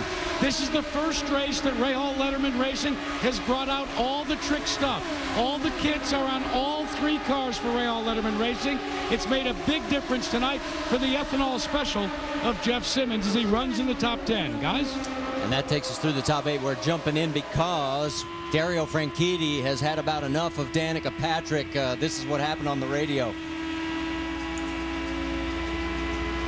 Where's the flag? Okay, just keep the pressure up there. So where's the flag? That's it, pal. They're watching over there. There'll be no second time. Will he do it again? Yeah.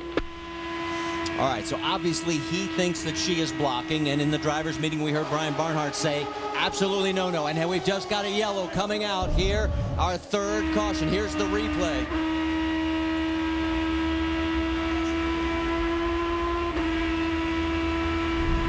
And this is the reason for the caution. Ryan Briscoe, or no, I'm sorry, Kosuke Matsura in the number 55. He was running on the lead lap. In fact, had led here tonight, but unfortunately, his day is now done in turn 4. You know, I think he was really trying to take advantage of the Danica Patrick and Dario Franchitti little battle that was going on in front of him, because he was running 6th at that time, and I think he was trying to carry some speed up and trying to catch up to those guys and maybe get past them for the next pit stop. Now, unfortunately for Kosuke, you and I have talked about this before, Rusty. He practices well, he qualifies well, but he just doesn't get to the end of the day. He just doesn't get to the end of the day, that's for sure. But he's been real consistent throughout the year, though, Scott. I'm surprised that this happened. We'll have to look at a replay when we get it all ready to go to show our folks back at home. But Kosuke has been a pretty solid contender throughout the year, though. He's had 5 top 10s. His best was 6th back at Homestead. His worst was at Indianapolis, where he finished 15th. And he was 9th in the points coming into tonight's action. He's out of the car. Appears to be okay. Let's take you back and show you what we have of the crash with Kosuke Matsura. There, the car is already against the wall. It looks like the car backed itself in there because the rear wing is off. The 2 wheels are actually askew. The front is actually bent on the left front. So it looks like maybe the car swung itself around and he ended up hitting the wall first off with the left side. That's why you see that left front hanging up in the air. But maybe we'll have to continue to look to see if we have any information on this or get something from the team itself, because they can tell what's going on with the race car through that telemetry, Rusty, and they can see if there was anything going on with tire pressures or anything in the car mechanical that they could figure out very quickly. Well, I think one of our pit reporters is going to have to talk to Kosuke, because unfortunately that's all the footage we got on that wreck, Scott. We just didn't get the rest of it. There was so much of a battle going with Dario Franchitti and Danica Patrick. You know, talking about Danica Patrick a little while we're waiting on what happened here. I tell you what, this is by far the best run that Danica Patrick has had throughout the year. She's got the new Dallara chassis. She's been running in 4th. A lot of controversy about whether she's blocking or not. She's definitely moved her line from the top of the racetrack down to the bottom, but she was so far ahead of Dario Franchitti. Before I comment on that, now that we got to see the other side of Kosuke's car, all 4 tires are actually full and up to pressure on those Firestone Firehawks, so it wasn't that he ran over any debris or cut a tire or anything of that nature, so the tires are fine, so something else happened with that. But to go on to what you're saying there with Danica, you know, she is running the low line very smartly, making Franchitti try to go around the high side. So it looks like we're going to have pit stops here at Dario Franchitti's pit. Jerry Punch. And John Anderson has told Dario, hustle the car in, hustle it in a hurry. We're going to make it a quick stop. They will not need a full fill on fuel. Fuel in, and we'll watch that the clock clicks away. Quick tires. And as they're trying to get him out in less than 7.5 seconds. And Elio Castroneves likewise getting about 15 to 18 gallons of fuel. He is down and away in the Marlboro Team Penske machine. So the only 2 of our top 6 cars that are on the lead lap, Dario Franchitti and Elio Castroneves, surprise, surprise, they're 5th and 6th. That's it. There's only 6 cars on the lead lap right now. So they top off, and they're ready to go to the stretch. And everybody else should be good because of the extended caution that we'll get here as a result of the crash with Kosuke Matsura. We're going to go side by side. It is Target Chip Ganassi Racing out front. Can they snap the stranglehold that Team Penske has had for the last few races? Under our third caution, a huge capacity crowd here at Nashville Superspeedway. Let's tell you about the Mets and the Cubs as they're going to wrap up their first series after the All-Star break tomorrow night in Wrigley, as it is Sunday Night Baseball presented by Taco Bell at 6 Eastern. Then following that, it'll be the 2006 ESPY Awards hosted by Lance Armstrong. It's available in Spanish on ESPN Deportes and in high def on ESPN HD. In case you're just tuning in, we told you about the third caution. Well, let's get you caught up on what's happened. Team Ganassi has been racing up front all night long. Dan Weldon for the most part, but right now Scott Dixon has got the lead. Vitor Meira, the one-car effort that says, I know I can. He is right now. He's in 3rd place as he keeps charging. Danica Patrick is running strong tonight. She could have her best finish of the year if she can stay in 4th where she is right now. But it's been a bad night for the points points leader. Sam Hornish gets up in the gray, slides it on up into the wall, and it will tighten up the points chase as a result, and a chance of 3 in a row goes out the door. Let's catch up with Sam. Dr. Jerry Punch. And Sam was here just a moment ago watching what happened from outside the car. Sam, from inside the car, what happened to you over there? Not really sure. The car had been really good through 1 and 2. The problem that we were fighting is a little bit of looseness off of 4.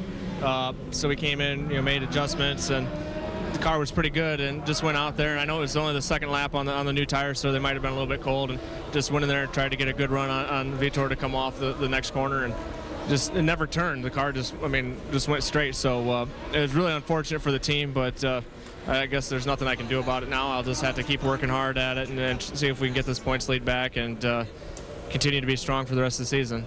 All right, Sam's come back out here on pit road pulling for his teammate Helio Castroneves, and they have just told Sam a moment ago the only way he will lose the points lead is if Helio Castroneves, his teammate, finishes first or second. Any other scenario, and he would still leave here as the points leader. So he is back out in spite of that to pull for his teammate to win this race. And of course, this is one of 3 tracks where Sam has still yet to win. He does have one big thing coming up July 18th on Tuesday. He's taking a trip to the White House to meet the president. How about our Capital One No Hassle Fast Lap? It's going to go to Dan Weld. In fact, he's got the 5 fastest laps tonight. 2:02.141. That was back on lap 43. He's running in second place as we speak. We're going to be a bit of a delay. As you can see, the safer barrier needs a little bit of repair over in the corner where it was Sam getting the contact. That's Chip Ganassi. He's got both first and second place sewed down right now.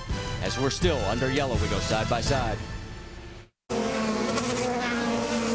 Back here at Nashville Superspeedway, we are 1 lap away from going back to green flag racing. It is Ganassi racing up front. Dixon and Weldon. Take a look here, the total pits and the last stops for each of them. And with this extended yellow to weld the wall, everybody should be good to go. There should be no leaning of the engines, no throttling back, as we call it. 100% fuel, maximum horsepower. Just put your foot on the gas and go. Right now, they're ready to go right now, guys. No fuel problems. They're coming off of turn 4 right now. It's crunch time right now. These guys got to make the move right now. Danica Patrick said she's going to try to take Mira on the inside if all possible. Back to green on lap 175 of 200. 25 to go. Are we going to go 3 wide here? No. Down the backstretch. They're 2 wide. Mira underneath Weldon for the position. And Weldon's pushing. Not very often you can get past Danny Weldon. That was a great move by Vitor Mira. Can Mira pull it off? And all of a sudden, here comes Danica looking underneath.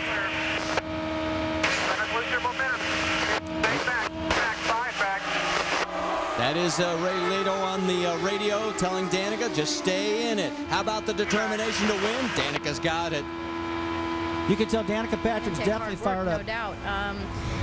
More than anything, though, throughout that hard work is we're just going to have to keep our heads and hearts in it, I mean, we can't get frustrated, we can't get down, we can't get mad and give up in any kind of way, whether it's, emotionally or kind of in the back of our minds. We got to know we got to do it. We can do it, and I really think that we really are. We're pushing right now. We all know that we can get there with the tools that we have, and it's just going to be a matter of time. She's the one that was so concerned about the Panos chassis earlier, Scott. She's got a Dallara car like she's wants right now, and she has been working on that chassis really, really hard with her team. She knows she's got to get this thing perfected. She knows people are talking about her. She wants to get this car up and prove that she's a great race car driver like we've seen in the past of her. Now, this is one of the best performances, again, like I said earlier, I've ever seen her run. She's been strong. We're watching her through the corners. She's been pulling everybody away from her. She's been running some of the fastest laps throughout the night, guys. Well, a run like this might make her think twice about wanting to leave. You're faster in the turns. He's faster in the straight. Keep it on the bottom. Some great radio chatter coming in from the engineer there with Ray Lito, just telling her exactly how her car is working. But it might make her think a second time about maybe possibly leaving Ray Hall Letterman when you get a good finish like this. And it is contract time at this time of year, Rusty. It'll be interesting to see if this finish has an effect on any of her thoughts. That's Helio Castroneves right behind her. He is in 5th. Danica's in 4th. Meanwhile, up front, it is Dixon, Mirra, and Weldon, and they are 0.3 of a second. Here it is. It's getting awfully good. Weldon's coming back on Mirra, but boy, does he push up. Oh, Mirra actually moved his line on the way into the turn and gave Danny Weldon some dirty air. Now he's lost momentum, and here comes Danica Patrick, but she tried for the high side. Weldon went low, Marty, to make sure that he didn't give her the preferred line, but now they're talking about the pickup on the tires that he got from going high, but I'll tell you something, Vitor Mirra, a bit of a gutsy move, and I'm sure the IRL might not like too much of that. But I tell you, that was a little bit of a move, though, Scott. I mean, but it's hard to believe that the little bit of move these guys make, it affects the wing with the car behind him that much. You can see Weldon just lost the front end, went up in the gray, had a check up out of the throttle, picked up a lot of marbles, and then getting down into turn 3, Danica Patrick run right up on his bumper. But by the time Weldon got to turn 3, that rubber was about off those tires. He was better to get back racing again. He was in good shape again. Now he's trying to run Vitor Mirra back down, but I'll tell you, Mirra and Danica Patrick, those are the 2 stars tonight. They got some great running cars out there, guys. You're on board with Vitor Mirra. That's the margin between first and second. Scott Dixon has already won once this year. Vitor Mirra has finished second 6 times in his career. He has the longest streak without ever winning. If you don't think things are heating up right now, guys, we're looking at speeds close to 202. Look, Weldon just ran 202.14, almost the same speed he qualified, Marty. They know they're running out of time, and they're on the gas hard. We got 17 laps to go in this race, 16 that they just crossed the line, and they know as fast as these cars circle this racetrack, they got to get the job done now. Scott Dixon won back at Watkins Glen on the road course for the 2nd year in a row. Vitor Mirra, he finished second at the Glen. He's seen enough of that 9 car up ahead of him. He wants desperately to try and get around him. Remember, Vitor led so many laps here back in 2004, 113 laps, and didn't end up winning the new fast lap, though, with Weldon. He's on the march right now, but the difficulty for him is that it's a 1-lane, maybe a lane and a half racetrack. Very difficult to pass people, whether it's a competitor in front or in traffic. Right now, it doesn't look like they're going to have any situation with traffic here to the end. So it's going to be up to Scott Dixon to run as hard as he can and make sure he tries to make the other guys go around the top side of him. Keep that low line if he can. You can ride along now with Vitor Mirra. His car's pushing up to the wall, guy, and now he's got to look in the mirror and see that the number 10 of Danny Weldon's charging hard. You can tell, Scott, every time Vitor Mirra goes into turn 1, he takes a much higher line than Scott Dixon. And once he gets to the center of the corner, he's got a bigger run up off the corner. This is the best shot I've seen Vitor Mirra had all year long at victory. That Revive energy drink car they've got right now really got it going. New paint scheme on that car. It looks great. You can see it everywhere out there. And Dixon is setting the pace too, but Vitor just keeps catching him off the corner. They're actually pulling away from Weldon. They're actually pulling away from Weldon a little bit right now. Clear by 4. Did you hear that, though? It sounded like Mirra had to get out of the throttle. Big amount of push. The car was, front end was pushing up to the wall, lost some momentum, and here's the advantage. If it's going to be for Danny Weldon, he's got to do it now.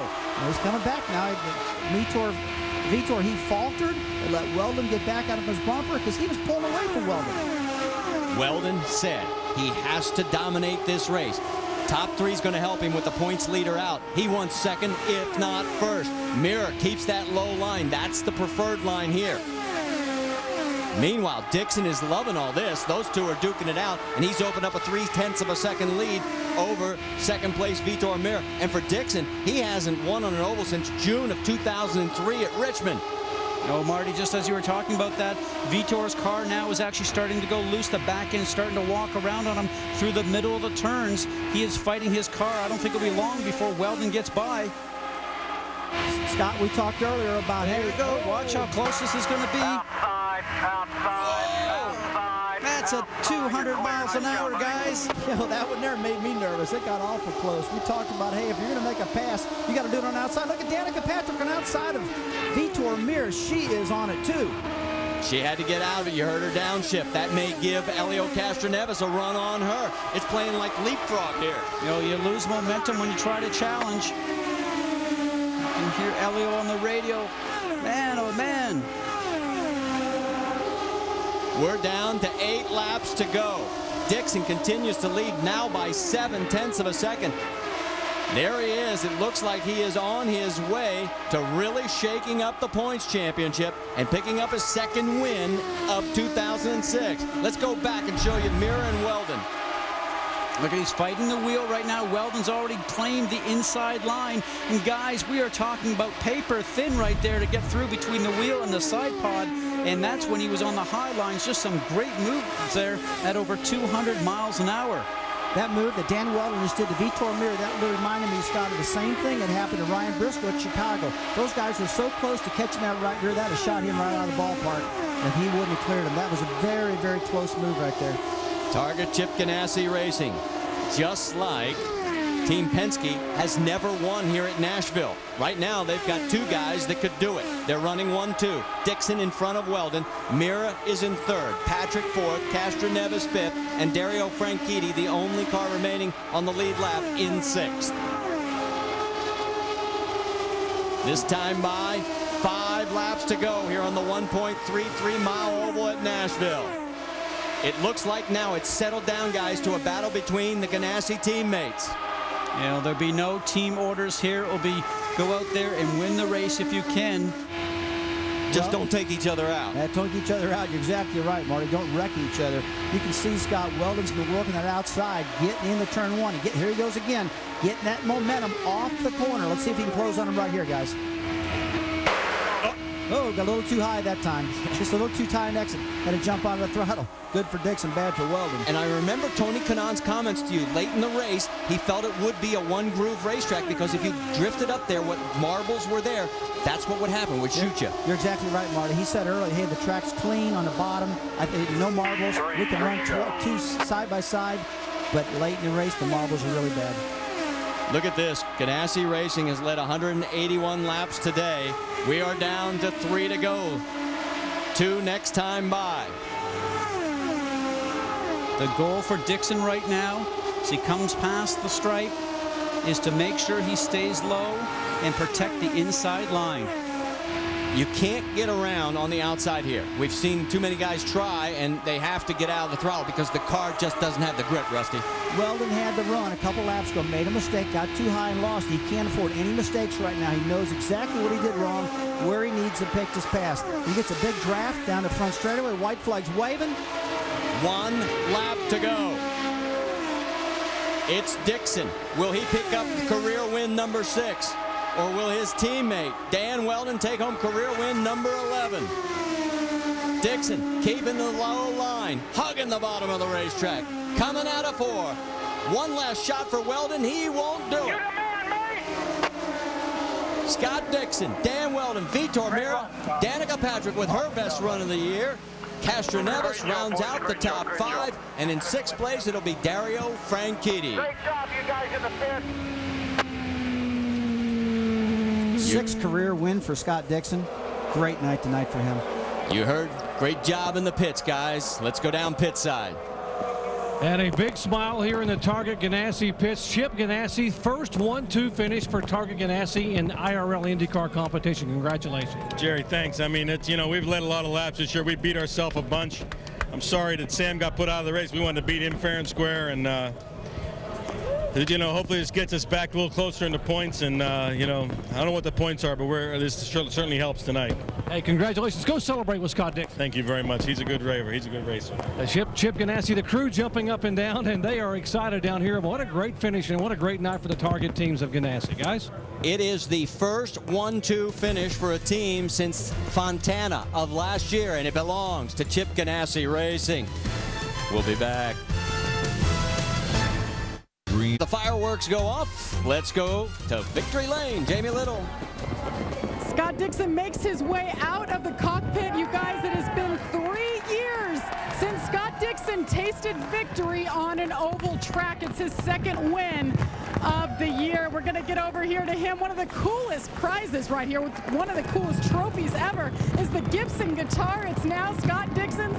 Scott, take us through your race. What was the difference? I know it's been a long time coming on an oval for you. Yeah, it's been a long time, and today I don't think we had the fastest car, but we were consistent in traffic. We actually crashed into Helio in turn 2 there on the start and bent the front a bit, so it was a bit slow, but the guys did a great job on the pits. Our fuel mileage was awesome, so credit to Target 1-2. That's awesome, and it's good to see. Of all people out on the track, it was your own teammate trying to run you down. They're telling him to tuck behind you and try to gain some momentum to get around you. How'd you hold him off? I don't know. I think, being out front, it was easy to protect you. Once you got on the bottom, the high line was good, but it wasn't good enough, I think, to get around a fast enough car. And, I was trying to hold him off. Dan was definitely a fast car tonight, and probably the one I think if it came down to speed would have won. But, we were out front and we kept it. All right, Scott Dixon takes over the win for Chip Ganassi, and they stop Penske domination. Dr. Punch. All right, thank you, Jamie Little. Dario Franchidi's climbed out of the Klein Tools car. And Dario, you battled the elements and the traffic, and when it was over, you were pretty frustrated when you climbed out of the car. What upset you the most? Just a long day. We didn't get a proper warm-up yesterday because I had a mechanical problem in the car, so we didn't really know what the car was going to do in these conditions, and it turned out a pretty big understeer coming off the corner. But we couldn't work on it because it was loose going in the corner. So that was a long day. I was getting blocked by a couple of people. Danica especially was blocking when I'd really had a good chance to pass her, and that was frustrating. But other than that, it was just a hard night. Just tough. All right, Dario Franchitti, who won it here a year ago, gets a 6th place finish here tonight. Jack? Well, getting the congratulations to Scott Remke, the general manager for Ray Hall Letterman Racing. Hey, you're back up with the front runners. Hey, this feels so good, It's been a while. It's, it was since Indy last year. It's kind of sad to say, but it's true, and it's good to be back up in the top 5 again, and I just need a run up here. If we can get the car fast enough to run up here with these guys and qualify so we don't have to mess around in the back, one of these times it's going to be a win. One of these times those guys are going to get collected up front, or I'm going to be able to get a jump on the start. Something's going to happen, and this is just the kind of place we need to be. So everything went really smooth for us today. The fuel strategy played well into our hands. We were pit next lap, and then yellow, yellow, yellow, which is crank it down and save fuel, but we made it, and so that obviously helped. But I've learned in this game it takes a little bit of luck to win. So, Danica, let's talk a little bit about the waning moments of the race. Things got real dicey in there, and it looked. In fact, Dario Franchitti said just moments ago he felt like maybe you were blocking a little bit. What's your reaction to that? Well, I was protecting, and there's nothing illegal about staying down the inside. As soon as he was behind me, I know we're seeing that right now, I protected the inside and I kept it. If you wanted to go up around the top, I wouldn't have put up a fight, but that's all we can do out here is to protect the bottom. And if you get up top, I saw it a lot of times, the guys picked up stuff on their tires. So, if Barnhart or someone has something to say, that's fine. But other than that, in the driver's meeting, they say, if you want the bottom, you stay on the bottom. If you want the top, you stay on the top. And I wanted the bottom. Hey, it's been a wild couple of days for you. How does all this now come into play with all of the rumors? At the top of the show, you said you still want a piece of that Borg-Warner trophy. That's right, and that has not changed one bit. I think what it proves is that, being nervous and being under pressure is better for me. So, I don't know, you guys all need to hang around a little more often or something. Hey, guys, it's all up to you now. Okay, well, let's see what we can start on the mill next week. We shattered the track record. The old mark was 144 and change. Tonight, 161.2 miles an hour. They were tearing this place up. We're going to go for a sneak peek to Sports Center, but we will be coming back here to Nashville.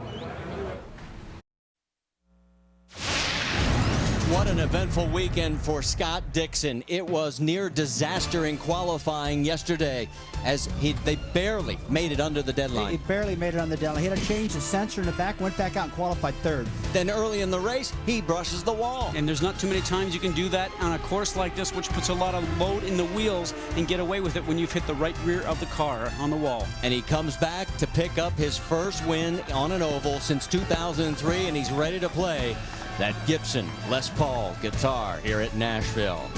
Take a look at our final results here as you'll go through, and you'll see a lot of shakeup as far as people like Vitor Meira, Danica Patrick matching her career best finish, Helio Castroneves, Dario Franchitti, the only cars on the lead pack. lap. Jeff Simmons with his best run this season. And there you see 2 laps down Brian Herta. Tony Kanaan comes back to finish 12th despite losing 17 laps early. And 13th through 18th, everybody out of this, including the points leader, Sam Hornish Jr. What does it do to the points? Let's take a look. It has gotten so close. Remember, it was a 20-point lead coming in, Hornish over Castroneves. Now it's less than 20 between first and fourth. Weldon only 16 markers out, and Weldon needed this kind of run. He got it, Jamie Little. He did need that kind of run. It was Scott Dixon's teammate, Dan Weldon, started on the pole for the second straight race. But, Dan, you seem to be pretty frustrated at the end. I know there were some hot tempers over here, even though you finished second. What was going on? Oh, it was, I think, a good result for Target Chip Ganassi Racing. I'm not sure how many 1-2s they've had, but that was a good one. Well, tell us what was happening. We can hear on the radio you were a little frustrated about trying to tuck in and save fuel. Were you getting different fuel mileage than your teammate? I was a little confused as to, like, I couldn't get the mileage that I was being told, and then obviously I was getting hounded by Vitor, so I wasn't sure whether I needed to let him go or stay behind or what to do. So, just I was very confused. Well, one more second place finish for Dan Weldon. Like you guys said, it moved him up a little closer in the points. Jamie, we called it the little team that could. I think we have to call Vitor Meira and Panther Revive Racing the little team that can. Tell me about that last couple of laps, you and Dan Weldon. How close was it? Doesn't get much closer than that. Closer than that is the donut from Texas. It doesn't get much closer than that. And I just have to thank again for the first race, the Revive Panther Racing with the Revive USA guys coming on board. Third race to start with. It's a good start. That will take your breath away, Vitor. Hey, guys, this is a team that's well on its way. I think we should expect them in victory lane shortly. He has solidified his position, 5th in the points with the run tonight. The photos are being taken down in victory lane as Scott Dixon very happy as he picks up the win here, his 2nd here this season. Final comments quickly, guys. Scott, the late Melvin Joseph, we raced on his racetracks in Dover, Delaware, and here this was his pride and joy. A lot of these race car drivers out here love this concrete racetrack. Concrete's always a great racing surface because it's so consistent, but I look forward to next week at Milwaukee. If you saw a lot of wheel-to-wheel action here this weekend, that's what we'll see at Milwaukee, a 1-mile track that's flat. Drivers really play a big part in that. I think that's going to be a great show next week. So that's going to do it for us. We'll see you next Sunday, July 23rd, as the IRL Series heads to the Milwaukee Mile for the A.J. Foyt Indy 225 on ESPN. This has been a presentation of ESPN, the worldwide leader in sports. Coming up next, right here on ESPN, it's Sports Center. Congratulations again to Scott Dixon and Chip Ganassi's racing team as they have closed the gap on Team Penske, and we've got ourselves a real dogfight heading into next week at Milwaukee. Good night, everybody.